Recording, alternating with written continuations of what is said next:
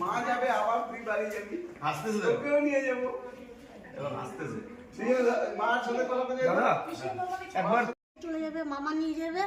আর কৃষ্ণ বাবাকেও ছেড়ে চলে যাচ্ছে। কৃষ্ণ বাবার সাথে বিয়ে করছিল, মামা আমাদেরকে মেয়ে বানাইছে, আমরা মা বলে ডাকছি। ভালো ভালো কাপড় জামা দিচ্ছে, আর আজকে চলে যাচ্ছে, আমারও চোখ দিয়ে জল। 2.5 বছর পর বাড়ি ফিরছেন সঞ্জু সোরেন। হেভেন শেল্টার হোমে আবেগঘন বিদায়। প্রায় 2.5 বছর ধরে আলিপুরদুয়ার জেলার মাদারিহাট ব্লকের ডিমডিমায় অবস্থিত হেভেন সেন্টার হোমে থাকার পর অবশেষে নিজের বাড়ি ফিরে যাচ্ছেন বিহারের মুঙ্গের জেলার বাসিন্দা সঞ্জু সোরেন। মানসিক ভারসাম্য হারিয়ে তিনি একসময় পরিবার থেকে বিচ্ছিন্ন হয়ে পড়েছিলেন। সেই সময় তাকে বীরপাড়া দোলগাঁও স্টেশন থেকে উদ্ধার করে পুলিশ হেভেন সেন্টার হোমে নিয়ে আসে। হোমের কর্ণধার সাজু তালুকদার বহু চেষ্টার পর বিহারে গিয়ে তার পরিবারের খোঁজ পান এবং পরিবারের সদস্যদের সঙ্গে যোগাযোগ করেন। অবশেষে সঞ্জুর ভাই নিরঞ্জন সোরেন রবিবার এসে তাকে বাড়ি নিয়ে যান। হেভেন সেন্টার হোমে সঞ্জুকে সবাই মা বলে ডাকত। আবাসিক আশা জানান সঞ্জুর সঙ্গে তার মায়ের মতো সম্পর্ক গড়ে উঠেছিল। সঞ্জুর বিদায়ে আশা সহ অনেকেই কান্নায় ভেঙে পড়েন। জানা গিয়েছে আশাও শীঘ্রই বাড়ি ফিরে যাবেন নিজের দেশে, বাংলাদেশে। হেভেন সেন্টার হোম আজ যেন হারিয়ে যাওয়া পথভ্রষ্ট মানুষদের এক মিলনের স্থান। সাজু তালুকদারের মানবিক প্রচেষ্টায় অনেকেই চিকিৎসার মাধ্যমে সুস্থ হয়ে ফিরে পেয়েছেন তাদের হারানো জীবন ও পরিবার। সমাজে এমন মানবিক মানুষের সত্যি প্রয়োজন, যারা নিঃস্বার্থভাবে মানুষের সেবা করে যাচ্ছেন। এই ঘটনা সংবাদ মাধ্যমে প্রকাশিত হয়েছে এবং সমাজে মানবিকতার এক উজ্জ্বল দৃষ্টান্ত স্থাপন করেছে।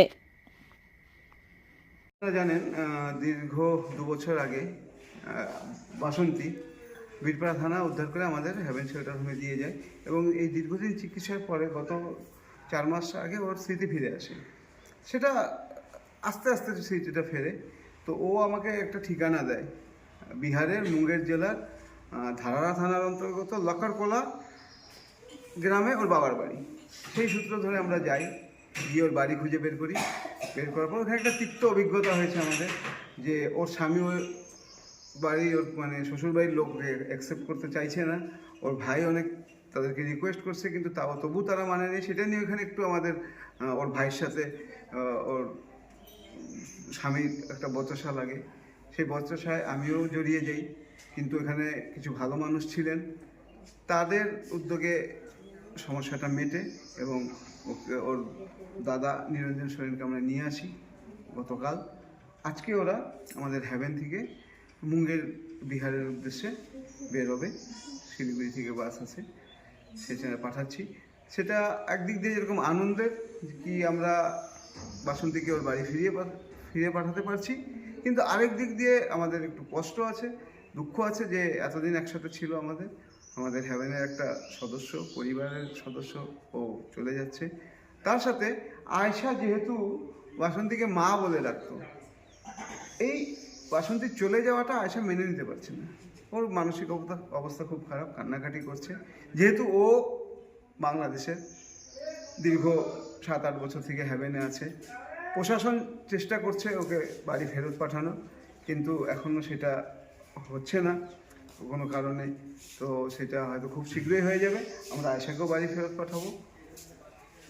চাই ঈশ্বরের কাছে প্রার্থনা এবং প্রশাসনের কাছে যে আয়শাকে যেন তাড়াতাড়ি আমরা বাড়ি ফিরে পাঠাতে পারি। এই আর ওর ভাই আসছে। ওই এলাকাটা খুব প্রত্যন্ত গ্রাম, মুঙ্গের জেলার লক্কারকোলা যে গ্রাম, অত্যন্ত পাহাড়ি এলাকায় ঘেরা। রোজগার সেখানে ঠিকঠাক নেই, মানুষ খুব কষ্টে আছে। সেটা দেখে খারাপ লাগলো। আর আমার সাথে যা ঘটেছে, ঘটনা বলুন, সেটা আমি সেই দিকে যাচ্ছি না। সেটা আমার একটা অভিজ্ঞতা হয়েছে, কিন্তু আনন্দের বিষয় যে এসে বাসন্তী বাড়ি ফিরে যাচ্ছে। আপনার নামও পড়ছে। আমি Saju Talukdar, heaven shelter home পরিবারের কর্ণধার। थोड़ा बताओ। अभी तो ठीक रहे, ठीक लग रहा है। यहाँ पे था, कैसे था? ठीक ठाक? अच्छा था, ठीक ठाक रहे। अब तुम्हारा दादा से मिला, आज दादा तुमको घर में ले जाएंगे, हाँ, कैसे लग रहा है? कैसे लगे, अपने घर नियत लगे, भाई के घर पे जाएंगे।